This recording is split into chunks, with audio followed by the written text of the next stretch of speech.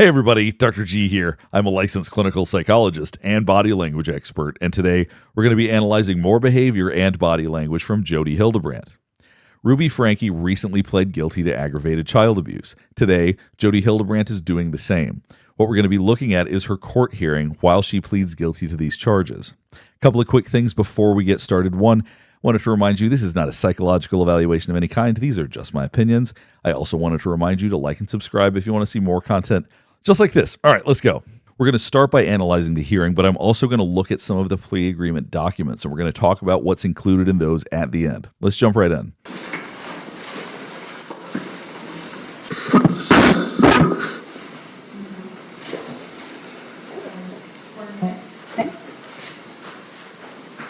So when she looked back at the gallery, that seemed to stress her out. Maybe it was just seeing all of the people there. Maybe it was who was or wasn't there. It's hard to say why, but she started blinking afterwards, which we oftentimes associate with stress. This is what I'm talking about right here.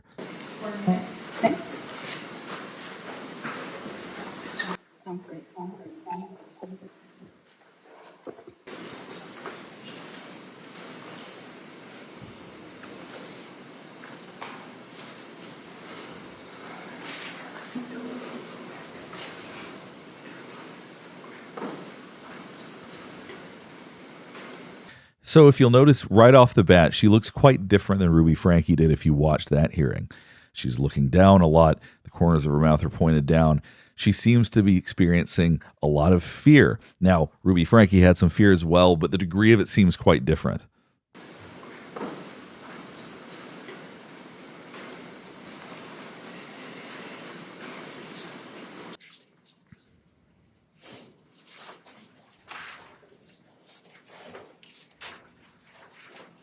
Now, I know it's a little bit hard to see her because her attorney is bouncing back and forth in front of her, but she's blinking a lot, and that shows a lot of stress. One of the things that's interesting is that Ruby Franke's demeanor changed quite a bit from her initial hearing to this hearing. And Jodi Hildebrandt's pretty much looks the same. She showed a lot of fear the first time we saw her, the very short snippet we saw of her in court, and we're seeing a lot of the same types of body language today. I've been handed a written document, a plea agreement with your signature on it. Did you sign that document? Yes. And you did that to represent to the court that you have read the document carefully, that you understand what you've read, that you agree to all of the terms that are set forth in that written document? Yes, sir. You've had sufficient time to ask. Now, one thing you're hearing from Jodi Hildebrandt is her saying yes, sir, when addressing the judge, not something we heard from Ruby Franke. So it's interesting to see how their behavior contrasts in this situation. Ask Mr. Terry any questions that you have about the agreement or its potential effect. Yes. Is anyone pressuring you to enter into this agreement, or is anyone promising you anything that I haven't been told about or that is not in the written document? No. Are you under the influence of alcohol or drugs today? No. Is there anything today that could interfere? Now, this was interesting. Watch her mouth right here. Influence of alcohol or drugs today? No. Is there? So she gives a polite smile after saying no to not using alcohol or drugs, probably because she's suggesting it's such a ludicrous question. But it's interesting how automatic that is for her. This is similar to the kinds of behavior we've seen from her previously in her videos, her ConneXions videos, as well as other times that we've seen her interact with people. Is there anything today that could interfere in any way with your ability to understand the agreement, its potential consequences? No. No physical condition, mental health, or emotional condition, nothing that could interfere with your present ability to evaluate the agreement and decide if it's what you're prepared to do today? No. You don't need more time, you're ready to go? Yes. Now, I mentioned that she was saying sir a minute ago, but then she didn't anymore. Everybody's a little bit different with how they handle that. Typically, I do think of saying yes, judge, no, judge, yes or no, sir. Those types of things are typically preferred, but maybe her attorney has instructed her on what to and what not to say. It's hard to know. Any further record, counsel? Details on the factual basis that we are not in full agreement with. However, this is a guilty plea. It is not an Alford plea. The factual. So as you can see, she's closing her eyes. I'm going to let you watch this whole sequence again. But basically, we oftentimes close our eyes when we're hearing things that we don't like. It's almost a way to keep things out. It's a way to block thoughts. It's a way to keep information that we don't like away from us, in a sense. So as she's hearing him talk about a guilty plea, I do think the reality of that sinks in more. Obviously, she's had time to process it. She signed it. I'm sure they've talked about it. But I do think there's something about this interaction that really seems to be sinking in for her. Full agreement with, however, this is a guilty plea. It is not an Alford plea. The factual basis sets forth facts that we agree with, that Ms. Hill. And then you also see her swallow afterward. Once again, this has got to be stressful for anybody to do.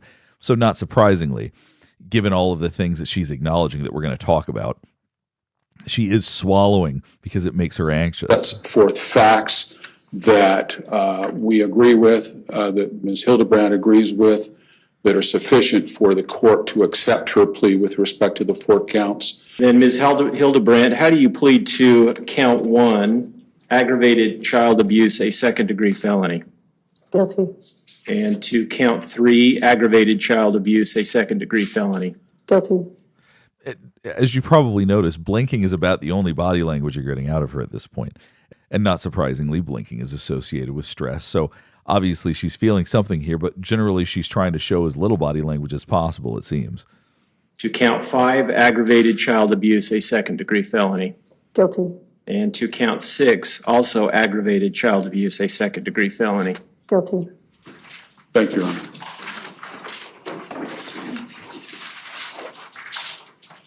Obviously, this was a quick hearing, so we didn't get to watch a ton of her body language, and we didn't get a great angle of it either, but it gave us some idea of what she's like now relative to the way that she's presented before.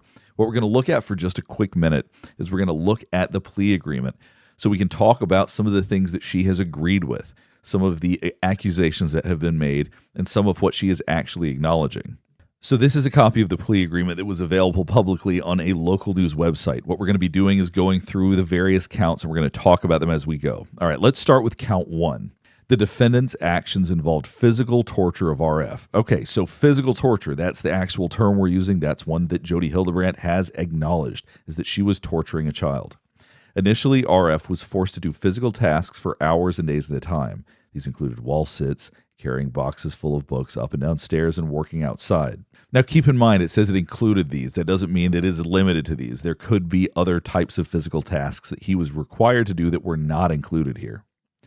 Eventually, RF was forced to do outside labor without shoes and in the summer heat. He was forced to stand in the direct sunlight for several days. Standing in the direct sunlight for several days. Can you even imagine that? I don't think a sentence does adequate justice to what that means and what that child must have gone through to be standing in the direct Utah heat for several days. These actions resulted in repeated and serious sunburns with blistered and sloughing skin. RF was denied adequate water for several days as he was required to remain in the summer heat, and he was punished when he secretly consumed water. We are really lucky that RF survived this situation, truly. And that's certainly something I hope the judge considers as he is looking at these plea agreements. Yes, I'm very glad they avoided putting the children through the challenge and the trauma of this going to trial.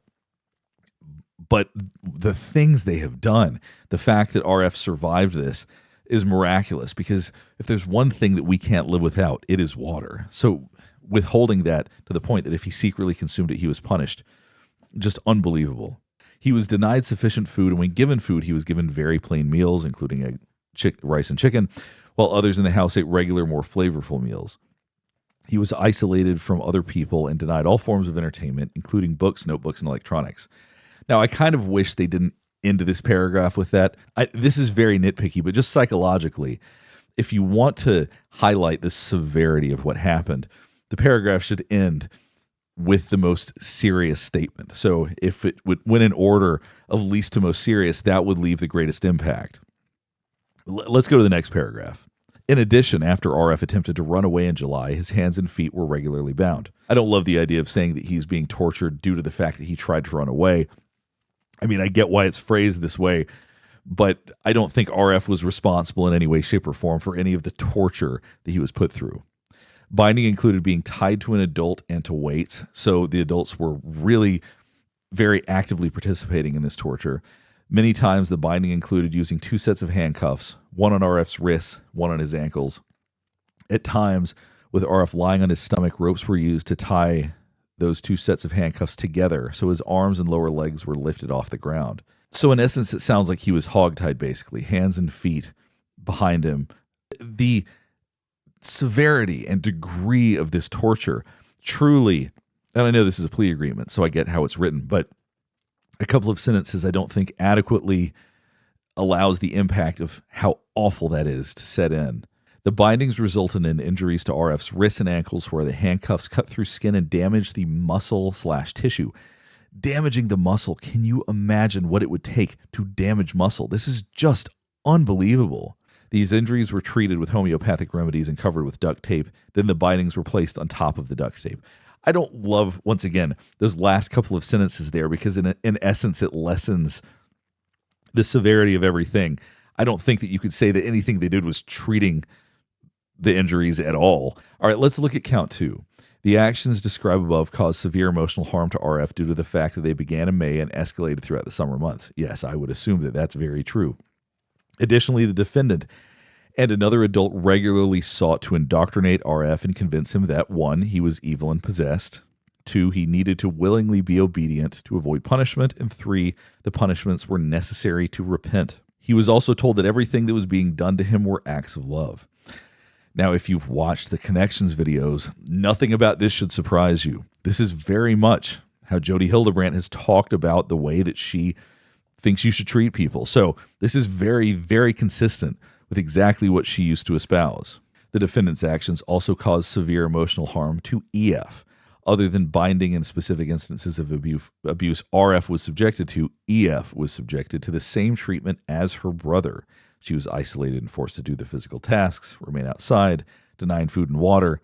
She was also repeatedly told she was evil and possessed. The punishments were necessary for her to be obedient and repent, and that these things were being done to her in order to help her. EF was convinced that she was evil and needed to go through these things in order to repent.